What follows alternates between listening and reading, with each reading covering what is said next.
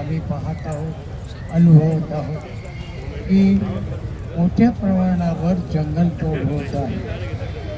आज इथे कवी, लेखक आणि सगळे प्रकारचे कलावंत जमा झालेले आहे. त्याचा संदर्भ तोच आहे. तपोवन हे आडवं होणार अशा बातम्या सगळीकडे वर्तमानपत्रातून कानोकानी ऐकत आलो.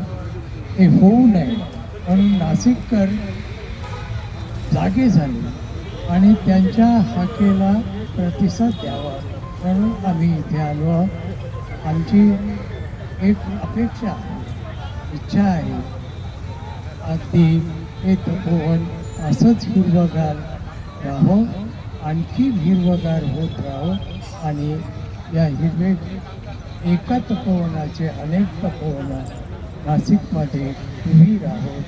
आणि माझ्या एक छोट्याशा 3-4 ओळीचा कविता हे सांगायचं.